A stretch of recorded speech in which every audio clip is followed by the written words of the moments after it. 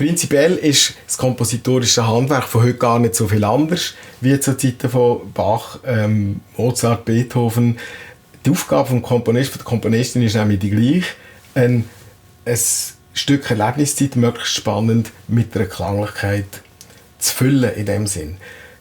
Das heisst, das Material ist natürlich etwas anderes. Also man geht eben nicht mehr von einer Melodie aus oder von einem Motiv, das man hat, wie zum Beispiel und aus dem heraus schafft man dann einen ganzen Symphoniesatz, sondern man hat vielleicht die Idee von, was kann ich machen mit einem Ton, wenn ich den durchs Orchester durchschicke? Oder was kann ich machen mit einer rhythmischen Überlagerung, die ich von Anfang an so setze, dass sie so dicht ist, dass ich einen Prozess gestalten kann, wo sie sich ausdünnt und irgendwann in einen Puls hineinkommt. Also das sind eigentlich fast architektonische Klangvorstellungen sehr oft, wo man dann probiert, möglichst akkurat eben in einer Klanglichkeit abzubilden. Und der Hörer natürlich soll sich nach Möglichkeit in die Prozess hineinbegeben und sich darauf einlassen, weil ja die Musik halt eine bestimmte Zeit braucht, um sich zu erschließen. Es ist eben nicht so, wie wenn man ein Bild anschaut, wo man einfach kann sagen, so, ich mache die Augen zu, wenn es mir nicht gefällt, oder jetzt gehe ich mal dort ins Detail genau schauen, dann gehe ich ein bisschen zurück, schaue das Ganze an. In der Musik ist man am Fluss von der Zeit eigentlich ausgeliefert und soll die Klanggeschichte dann verfolgen. Aber das Grundsätzliche, nebst dem Material, das anders ist, aber das grundsätzliche kompositorische Denken, also Varianten bilden, Kontrast bilden, wo soll ich Pause setzen, wo soll ich verdichten, wo soll ich Höhepunkte bilden, wo soll ich eine Beziehungslosigkeit darstellen, wo soll ich eine Wiederholung machen, also quasi etwas, was zweimal kommt. All diese Arten von musikalischer Architektur stellen sich am heutigen Komponist oder Komponistin genauso. Eine Variante von einem Beispiel, das ich in einem Orchesterstück namens Glut oder Glatt gemacht habe, nämlich einen Ton durch alle Klangfarben prismatisch aufzufächern und nur mit dieser Idee zu komponieren am Anfang, sieht man auch beim Klavierkonzert. Aber das ist jetzt eben, wie gesagt, eine Variation von dieser Idee. Das ist wie wenn man ein Thema nimmt und eine Variation bildet davon. Und da sieht man, dass gerade von Anfang an ein Puls läuft, wo man das Gefühl hat, ja, da kann man irgendwie hören als Puls, wo dann aber abrupt gestört wird. Und das heisst, Musik kommuniziert. Also es ist nicht etwas, was einfach so passiert, sondern man gestaltet das wie ein Gespräch. Die Klanglichkeit unterbricht sich selber. Dadurch hört man einen Nachklang, eine Pause, wo man nur etwas Feines im Hintergrund hört. Dann wird das noch einmal aufgenommen und wird noch einmal gestört, abrupter, also wieder eine Variante von dieser ersten Idee. Und dann fängt es wieder an, den Rhythmus sich evozieren, an Pulsen, tak, tak, tak, tak, tak, das hört man dann sehr gut. Der Klang wird ein bisschen erweitert, von einem Ton geht es auseinander und wird dann aufgefächert in einen Akkord, in einen ganzen tonalen Akkord. Das ist ein A-Dur-Akkord, wo dann mit zwei anderen Akkorden ein Ping-Pong, also quasi so ein richtiges Ineinandergreifen vom Klavier und vom Orchester gehört. Die Klänge werden hin und her gespickt. Ja, wenn ein Tischtennisspiel wird das in ganz engem Raum hin und her gespickt und dann wird das immer dichter und die Energien müssen sich quasi Bahn brechen und es gibt einen grossen Ausbruch, bevor dann das Klavier schnell wieder allein gelassen wird.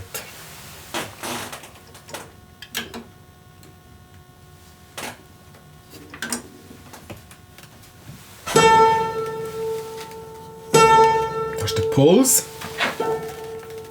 Jetzt wird die Klangfarbe variiert.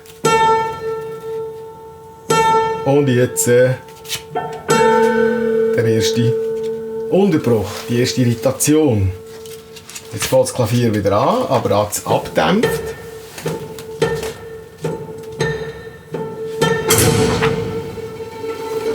Jetzt fängt es an zu vibrieren.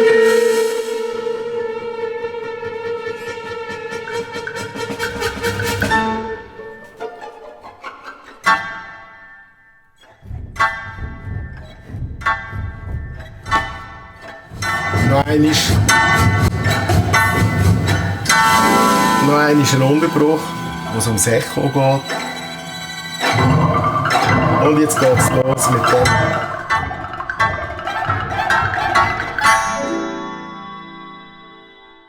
noch eine Pause. Man kann reinlassen. Und jetzt wird das wieder aufgenommen, das Interlocking auf einer höheren Ebene. Jetzt wird es immer dichter.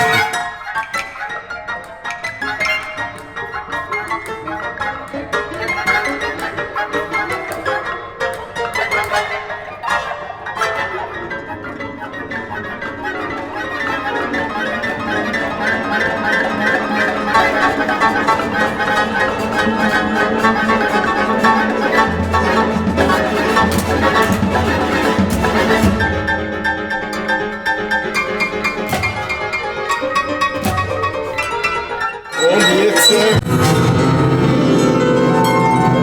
los.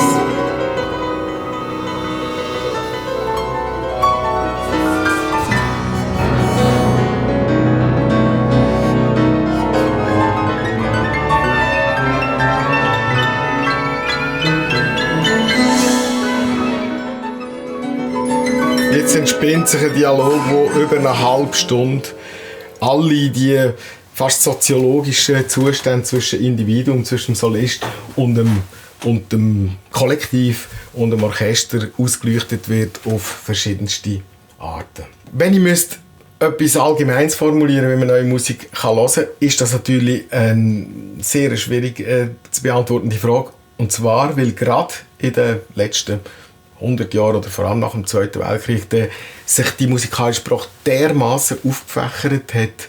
Früher hat man F-Dur oder F-Moll genommen, man hat 4/4 oder 6/8 Takt genommen, man hat Tonartenverhältnis gehabt. Das heisst, sehr viele Komponisten, die in der gleichen Zeit komponiert haben, haben tatsächlich ganz grosse Konsens gehabt, was für Material man brauchen kann. Und heute geht das Komponieren insofern weiter, dass eigentlich jeder Komponist, jeder Tonschöpfer eigentlich probiert, sein eigenes Material zu machen. Also ich vergleiche das immer, wenn ein Maurer einen Mauer macht, hat er gewusst, ich nehme Zement, Wasser und ich nehme meine Backsteine und kann mit dem einen Mauer bauen, der dann irgendwann hat. Und heute muss man sagen, heute ist der Backstein und der Zement und so ist eigentlich schon im Prozess vom Komponieren in. Das heisst, es ist nicht mehr etwas, das man einfach nehmen und brauchen kann, sondern man gestaltet sich quasi sein eigenes Vokabular, wo man dann die musikalische Geschichte erzählen damit selber. Das heisst für den Hörer, er wird vermutlich jedes Mal wieder in eine neue Hörsituation hineingeworfen und soll aber, und das ist dann eben das Gefordert werden, wo einem aber irgendwo auch fördert, soll probieren, selber herauszufinden, an was könnte ich mich haben, was ist jetzt da eigentlich der musikalische Plot, der klangliche Plot dran. Geht es da um Pause, geht es da um Höhe, Tiefe, geht es da um Lautstärke, geht es da um Geräuschhaftigkeit der Instrumente, geht es um schnelle Wechsel, geht es ums immer Gleiche, das leicht variiert wird, dann muss man wieder ganz genau hinhören, was wird variiert. Ich möchte ermuntern dazu, einfach probieren, reinzulassen und selber einen Weg zu finden, was kann ich da an Information, an musikalischer Information rausholen. Und das ist eine sehr spannende und sehr lohnende Sache.